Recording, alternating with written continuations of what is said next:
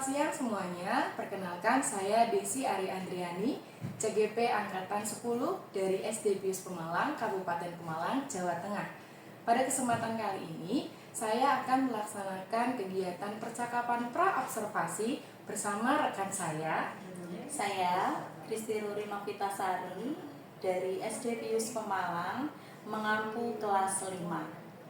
Kegiatan pra-observasi ini saya lakukan karena pada nantinya saya akan melakukan supervisi akademik di kelas yang Bu Ruri ampuh. Terima kasih.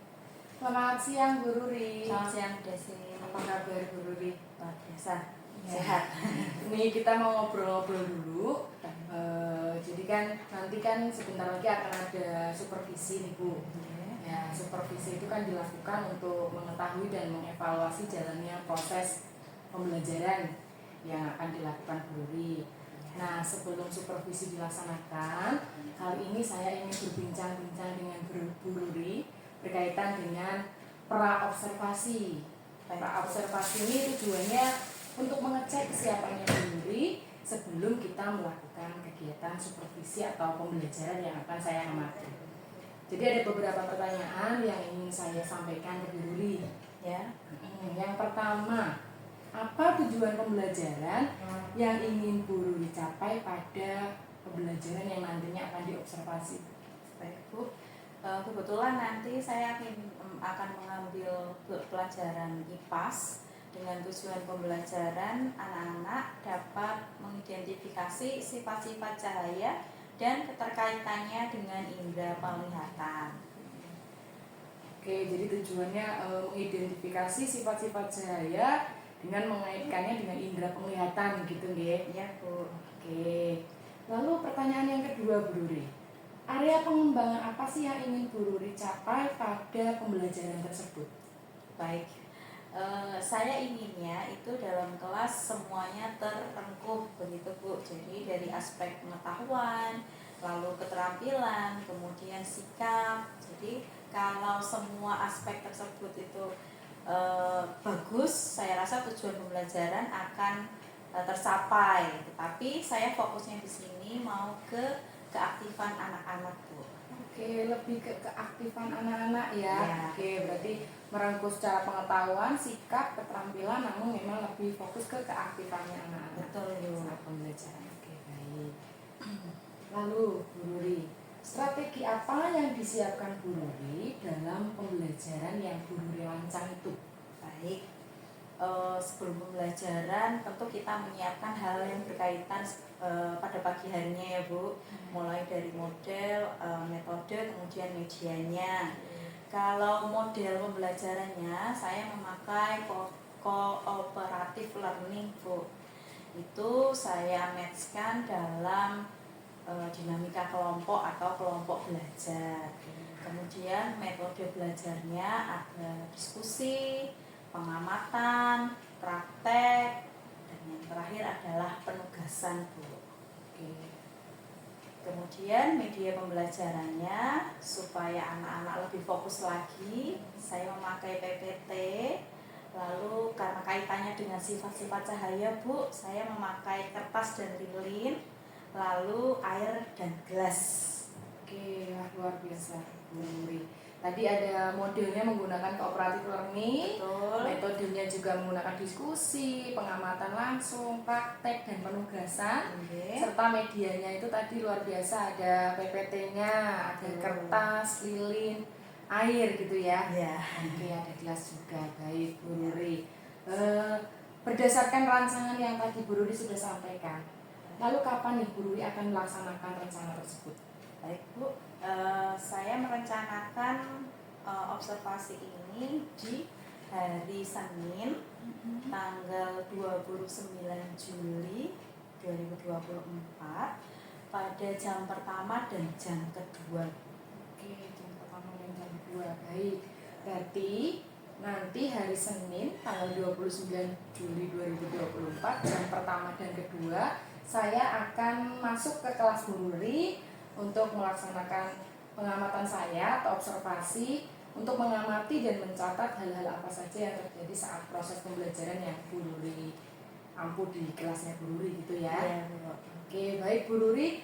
Lalu nanti setelah observasi berjalan dengan lancar sampai selesai, kita juga akan bincang-bincang lagi berkaitan dengan beberapa pertanyaan yang perlu saya sampaikan dalam pasca observasi. Gitu ya Bu? Ya Bu. Oke, terima kasih atas bincang-bincang hari ini. Selamat siang.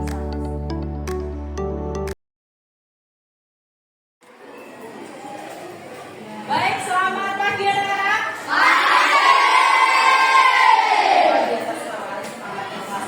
Oke, hari ini sudah siap menerima pelajaran IPAS? Sebelum kita menerima pelajaran IPAS, kita Bu Nuri akan cek konsentrasi kalian dulu. Kalian bisa berdiri di samping meja kanan kiri.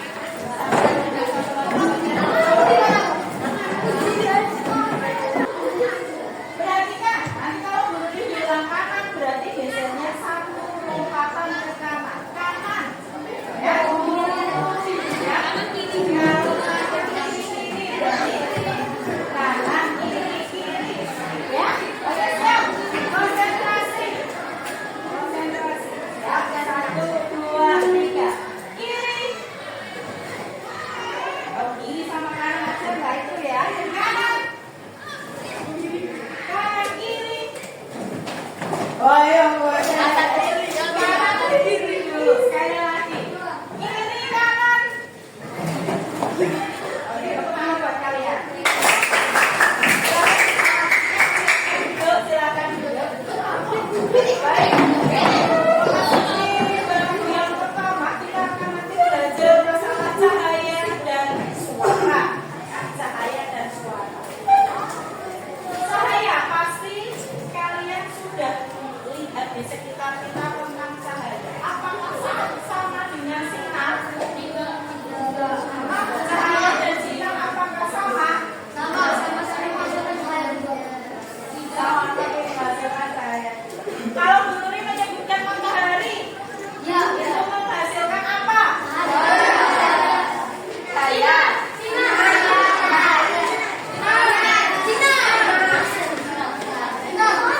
Cahaya. Lalu menghasilkan apa lagi? Supaya bisa menjemur pakaian. Oke, tapi fokusnya hari ini kita belajar tentang cahaya ya. Yang pertama, dua bagian tadi cahaya dan suara ya. Jadi yang nomor selanjutnya nanti tentang suara. Yang pertama, jadi cahaya dan bunyi. Jadi tujuan pembelajaran kita yang pertama nanti adalah yang keempat identifikasi sifat-sifat cahaya dan keterkaitannya dengan indera penglihatan.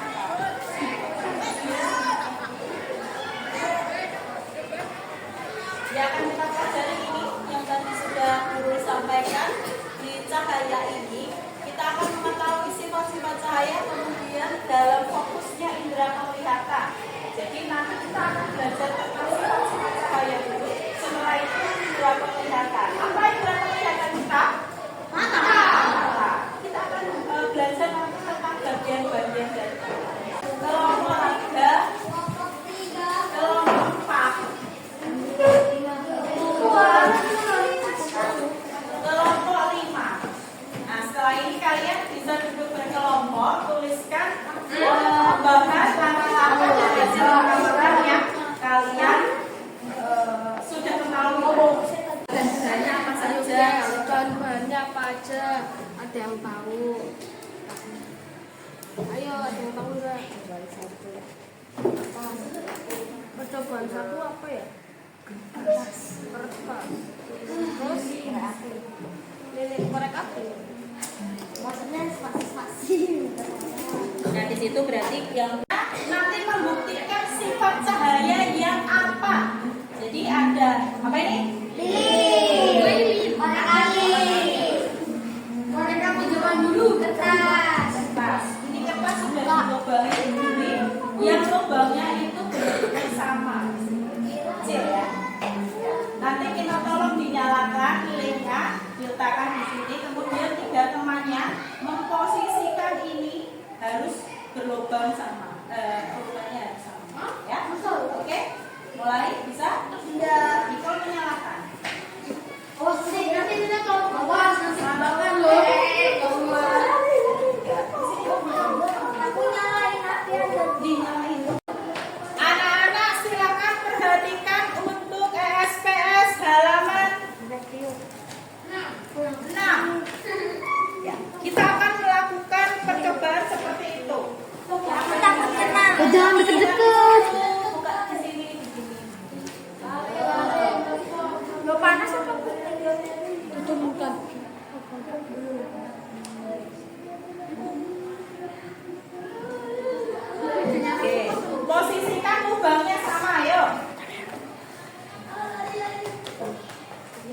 Kebakar loh, supaya cahayanya kelihatan. Nah kalau sudah Matthew ke sana sama ke situ, nanti yang lihat kamu doang. Ini ada 3 lapisan Matthew. Nah, kamu di situ. Ini aja udah ada gosong. Pegang Matthew. Posisikan supaya kelihatan. Keliling dikit. Itu ibu banget. Oh, udah kelihatan dari sini. Yuk, lepas kedua, silakan. Posisinya sama ditekuk.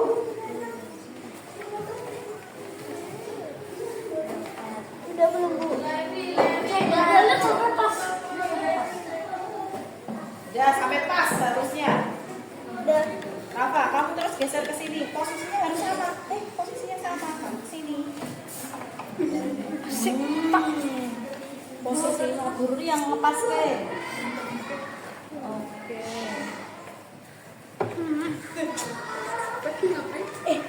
Bawa nggak perlu. Oke. Terus yang satunya. Posisinya sama, lubangnya sama. Rafa sekaligus melihat.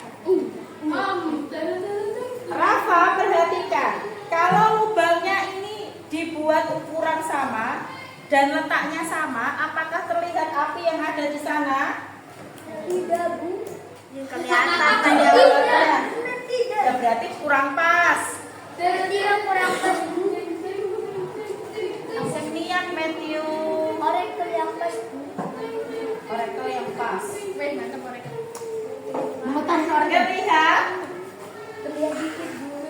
Itu karena Matthew nggak pas lubangnya. Pastinya terlihat ya. Kalau dibuat posisinya sama. Oke. Kalau semisal ini digeser sedikit saja. Geser sedikit saja. Untuk soal yang ini dibaca. Dibuka saja maskernya, Nicole. Ya. 1. Nyala lilin dapat diamati dari lubang. Jelaskan posisi lubang-lubang tersebut. Ya, jelaskan Nicole, lubangnya posisinya harus bagaimana supaya terlihat cahaya lilin tadi? Posisinya harus sama rata. Ya, sama rata. Oke. Nomor 2, Nicole. Jika salah satu kertas bergeser, apakah nyala lilin tetap terlihat? Ya. Mengapa? Coba, Pepi dijelaskan. Apakah pada saat posisi satu kertas bergeser itu nyala lilin terlihat atau tidak? Tidak. Mengapa kok tidak terlihat? Karena tidak lurus apanya? Kertasnya, Nicole mau diperbaiki. Yang tidak lurus apanya, Nicole? Lubangnya, ya seperti itu. Yang ketiga, cowok yang jawab, siap-siap nanti. Baca. Bagaimana sifat cahaya berdasarkan kegiatan tersebut? Ya, sifatnya apa tadi? Ayo. Terang. Oh, sifatnya tadi kan ada 5. Dibantu Nicole di depan. Sifatnya, apakah cahaya itu merambat lurus, atau menembus benda-benda, atau cahaya dipantulkan, atau cahaya dibiaskan, atau cahaya itu diuraikan? Kan itu ada lubang tuh, harus lurus. Merambat lurus.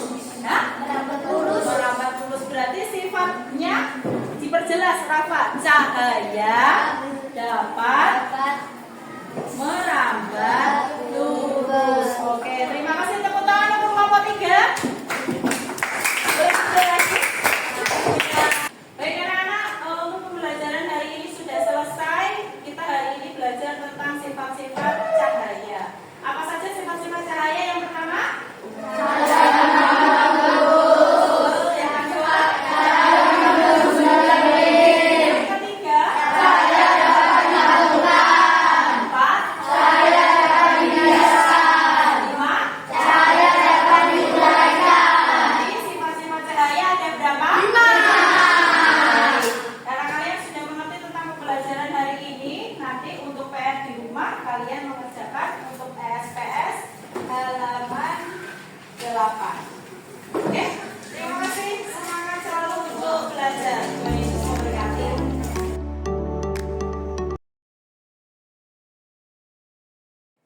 Selamat siang Bu Ruri. Selamat siang Desi. Ya, gimana nih kabarnya Bu? Luar biasa.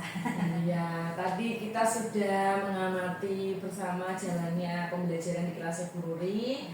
Nah, sebelumnya kita ngobrol di bagian observasi, saya sudah masuk di kelasnya Bu Ruri. Nah, sekarang setelah observasi, kita akan ngobrol sebentar di bagian pasca observasi. Baik Bu. Pasca observasi ini tujuannya kita akan melihat dan mengevaluasi pembelajaran yang sudah berlangsung di kelasnya Bu Ruri.